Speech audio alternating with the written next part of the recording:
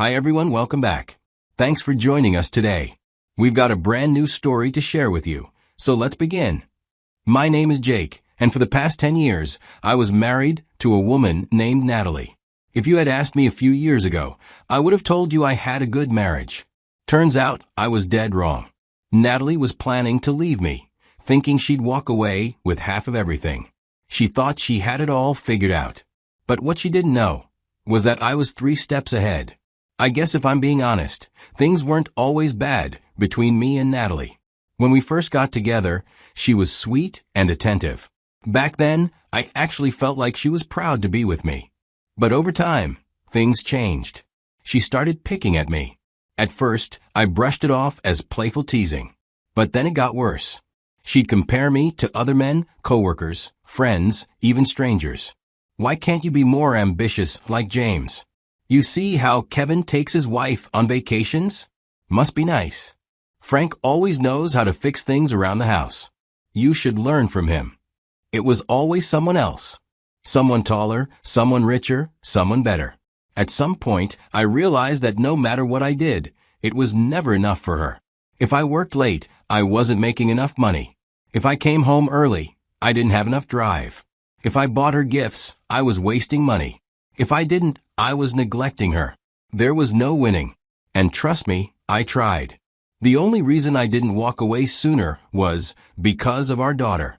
I wasn't about to let my kid grow up in a broken home if I could help it. So I stayed. I put up with the passive-aggressive behaviors. One regular Saturday afternoon, I was sitting in the living room flipping through my phone when my daughter walked up to me with that hopeful little smile kids get when they're about to ask for something. "Daddy, can we get ice cream?" she asked, eyes wide, already trying to win me over. I chuckled and shook my head. "Sweetheart, you know ice cream isn't good for you all the time. Too much sugar." It was something I'd told her 100 times before. But this time, instead of pouting or trying to negotiate like she usually did, she just shrugged and said, "But Uncle Ben always gets me ice cream." Everything in me went still. I forced myself to stay calm, to act normal. But who the hell was Uncle Ben? Trying to keep my voice light, I asked, "Oh yeah, who's Uncle Ben?" She didn't even hesitate. "Mummy's friend. He comes when you're at work or when you go on your trips. He buys me ice cream and cookies." I was speechless. A kid her age doesn't lie about things like that, especially not with that much casual honesty. In her mind, there was nothing wrong. I forced a smile. "Oh, I see. That's nice of him." She nodded and ran off to play, but I just sat there. My wife, Natalie, had a male friend who came over when I wasn't around. I didn't ask her about it right away. Instead, I did something better. I started paying attention to Natalie's behavior, and that's when I noticed some things. She was leaving the house a lot more than usual, always claiming she had some errand to run, but she'd be gone for hours. Trips to the gym that somehow lasted half the day. Sudden plans with friends she never mentioned before. And whenever I asked simple questions like, "Where did you go?" or "Why did that take so long?" she'd get defensive, like I had no right to even ask. Her phone became another red flag. It was always on silent, always flipped face down on the table. She'd take it with her everywhere, even to the bathroom. If it rang while we were in the same room, she'd rush to pick it up and walk away before answering. It was clear she didn't want me anywhere near her phone. And the few times I casually glanced over, I'd see her quickly swiping notifications away, like she didn't want me seeing who was texting. That was new. We never had secrets before, but now it felt like she was hiding an entirely separate life from me. And her attitude? It was like she had flipped a switch. Every little thing I did irritated her. She started picking fights over the smallest things. And I noticed something strange. These arguments always seemed to happen right before she needed to get some air or had to step out for a bit. It was like she was looking for an excuse to leave the house, and the easiest way to do that was by making me the bad guy. When I never suspected her of infidelity, I kept trying to fix things. I'd ask her what was wrong, if she was stressed, if something was bothering her. But every time I tried, she shut me down. But when I started observing these patterns, I stopped asking. One night, I was sitting at the desk in our bedroom, trying to jot down some notes, when I realized my pen had run out of ink. I glanced around, looking for a spare, and that's when I saw Natalie's handbag sitting open on the dresser. I reached inside, my fingers brushed against something small and plastic. I pulled it out without thinking. It was a prescription bottle. At first, I barely even registered what I was holding. The name of the medication didn't ring a bell, so I grabbed my phone, typed it into Google, and within seconds, I got something. The medication was used to treat sexually transmitted diseases. I hadn't been with Natalie in months. If she was taking this, it could only mean one thing. Natalie was sleeping with someone else. I heard the water shut off in the bathroom. I put the bottle back, exactly where I found it. I didn't want her to know what I had just discovered. Instead of confronting her, he plays along. Texas is a fault-based divorce state, meaning if I could prove her infidelity, she wouldn't just lose her claim to alimony. She could even end up paying me damages. That realization changed everything. Instead of reacting, I decided to set a trap. The first thing I did in the days that followed was hire a divorce lawyer, someone who specialized in cases like this. He laid out exactly what I needed, proof that would hold up in court. That's when I brought in a private investigator. It took over a month before the PI came back with results, and what he found confirmed my suspicions. She wasn't just cheating, she was bold about it. There were photos of her meeting this guy at places. But the worst part? She had the audacity to bring him into our home. Yeah, you heard that right. When I was at work, she would invite him over. The PI had timestamps of photos and videos showing the guy's car parked in front of our house on multiple occasions. At that point, any lingering feelings I had for her were gone. This was disrespectful. And then there was our daughter. I always suspected she was neglecting her, but now I started seeing just how bad it was. She would leave for hours, sometimes missing bedtime entirely, just to be with him. She was absent. My lawyer made it clear, if I could prove that she was neglecting our child, I could file for full custody. And that's exactly what I planned to do. At this point, she had no idea what was coming. She thought she had me fooled. But in reality, I was already building my case, piece by piece, waiting for the perfect moment to strike. Concerning finance, Natalie wouldn't hesitate to bleed me dry. So I made my move by transferring all my major assets into accounts under my daughter's name. I set them up as college savings funds and structured them legally as inheritance accounts. On paper, everything now belonged to my daughter. And since those accounts were strictly for her future, Natalie couldn't touch a dime. It wasn't as simple as just moving money around. I consulted with a lawyer to make sure everything was airtight, and once it was done, there was no reversing it. This wasn't about being petty.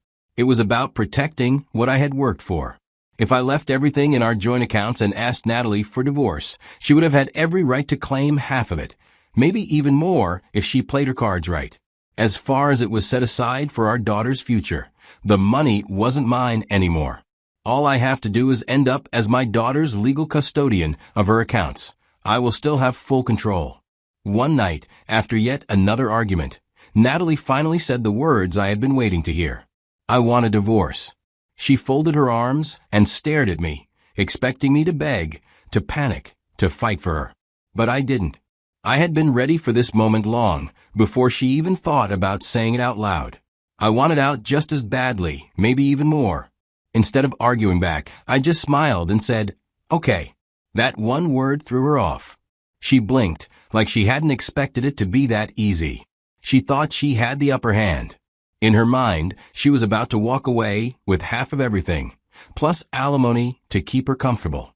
She had no idea that I had spent months preparing for this exact moment. The next morning, before she could even start talking about how we should divide things fairly, I had my lawyer send her the divorce papers. She was still in her robe when she opened the envelope at the breakfast table. I watched as her expression changed. Her world collapsed in real time.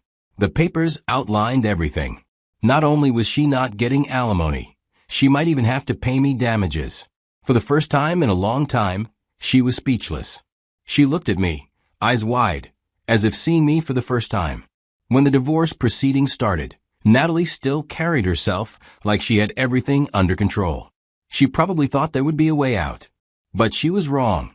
The private investigator had done a thorough job, There were photos with timestamps of her meeting her lover at various locations. And when the court saw it, there was no denying what had been going on. Then came the kicker, the STD medication I took photos of at night. I remember the way her face turned pale when my lawyer presented it. There it was, documented proof that she had been treating an infection she sure as hell didn't get for me. The judge didn't even try to hide his disapproval. Texas is a fault-based divorce state, which means if one spouse is caught cheating, it completely changes the outcome of the case. She was the one who broke our vows. She lost her right to alimony. She had expected a payday. Instead, she got nothing. And to top it all off, because her affair directly led to the divorce, there was a chance she would even have to pay me damages. But the worst blow for her, the one that really shattered her, was when the court ruled on custody. My lawyer laid everything out. The night she left our daughter home alone to meet her lover, the reckless spending, the way she prioritized her affair over her own family. The judge didn't hesitate. He saw her for exactly what she was, an unfit mother. Full custody was awarded to me. No shared parenting, no weekends, no back-and-forth arrangement. Natalie was reduced to a visitor in her own child's life. I had already moved into accounts under our daughter's name, other major assets like the house, structured in a way she couldn't touch.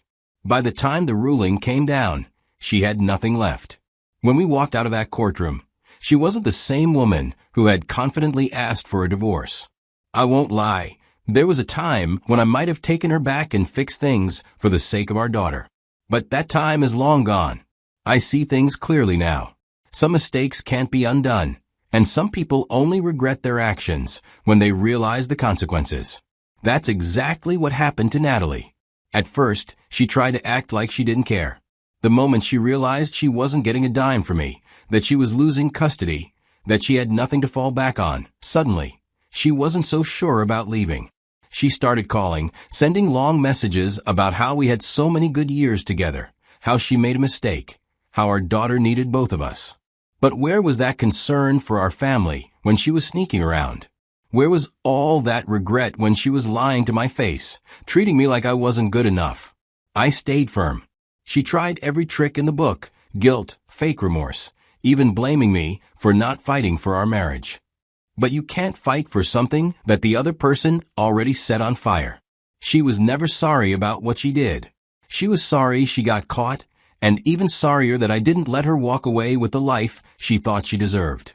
Now, I'm free. And not just legally, mentally, emotionally, financially. I can finally focus on my daughter, on building a life where I don't have to walk on eggshells or wonder what lie I'm being told today. I learned a lot from this. First, never ignore the signs. If something feels off, trust your instincts. Second, always protect yourself, emotionally and financially. If I hadn't taken the steps I did, I would have been the one left with nothing. And third, some people only respect you when they realize they can't take advantage of you anymore. So what do you guys think? Did I handle it the right way? What would you have done if you were in my shoes? Let me know in the comments. And remember, she thought she was playing me. Turns out, she was playing herself.